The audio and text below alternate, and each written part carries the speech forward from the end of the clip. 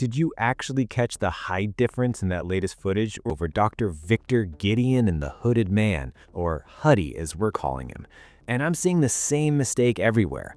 Everyone is convinced they're the same person. They see the black hoods, they hear the creepy voiceovers, and they just assume it's a Jekyll and Hyde situation. But look, Capcom is playing us. They are not the same guy. We're looking at a duo, a mastermind and his muscle. Before we dive into the receipts on why this transformation theory is total bunk, do me a favor and subscribe to the channel if you haven't already. And look, if you're as tired of corporate trailer misdirection as I am, hype this video up by hitting that hype button right now. Let's get this theory out there before the next reveal drops and everyone pretends they saw it coming. Alright, let's get into the meat of this. The biggest thing that kills the Victor is Huddy theory is the pure physicality. Look at Victor Gideon. He's this gaunt, slight, intellectual type. He's got that mechanical eye contraption. He's wearing a snakeskin jacket under his cloak. He's clearly a guy who values his vanity and his intellect. He's human-sized. Then you look at Huddy. Huddy is a tank. He's broader, he's significantly taller, and he moves with this raw, savage aggression that Victor just doesn't possess. People are trying to say Victor turned into Huddy over the last 8 years, but that doesn't hold water. In this universe, viral mutations don't just give you a better squat rack and a 6-inch height boost while keeping you mostly humanoid.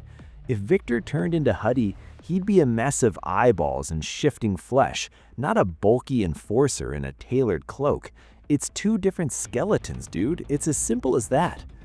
Then you've got the dialogue. I don't know why more people aren't talking about Alyssa's warning. She doesn't say he's coming, she specifically says they're coming. Plural. Alyssa is a pro. She's not going to mix up a solo pursuer with a group. She's tracking a coordinated hit. This tells us right out the gate that Gideon isn't working alone. He's the architect, the guy pulling the strings from the shadows, and Huddy is the blunt instrument he sends in to do the dirty work. It's a classic handler and hound dynamic, and their coming is the smoking gun that proves there's more than one threat in the room. The hotel sequence in the trailers is where Capcom really tries to mess with your head. But if you look at the logic, the theory of them being separate characters actually makes way more sense. Victor calls Grace on a landline. He's calm, he's stationary, he's probably in his surveillance van or a neighboring room. He's verifying her location. The second that call ends, the lights go out. People assume Victor hung up and teleported into the hallway as Huddy. No way, man.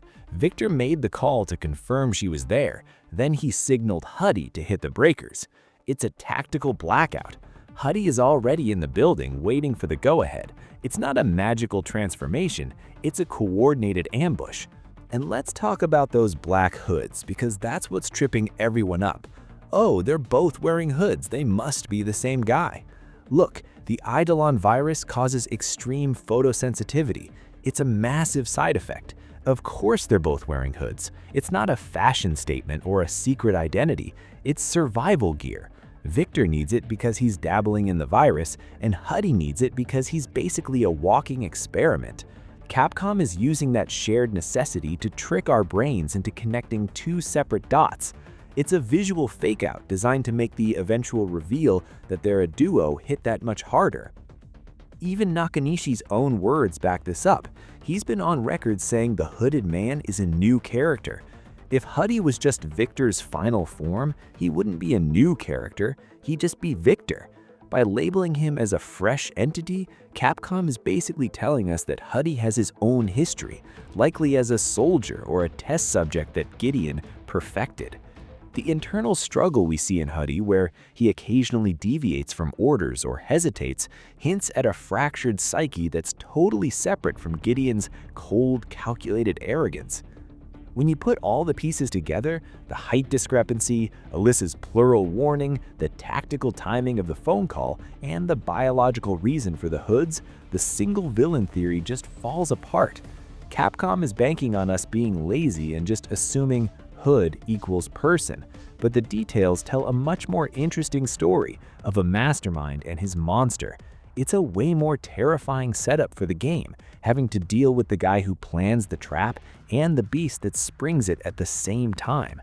This is how Capcom keeps us on our toes, and honestly, I'm here for it. It's smart, it's deceptive, and it rewards players who actually pay attention to the environment instead of just the jump scares. I'm calling it now. The mid-game twist is going to be Victor and Huddy standing in the same room together, and half the player base is going to lose their minds because they fell for the trailer trick. But we're ahead of the curve on this one. The evidence is all there in the frames if you know where to look. So that for today. See you in next video. Until then, stay informed, stay excited.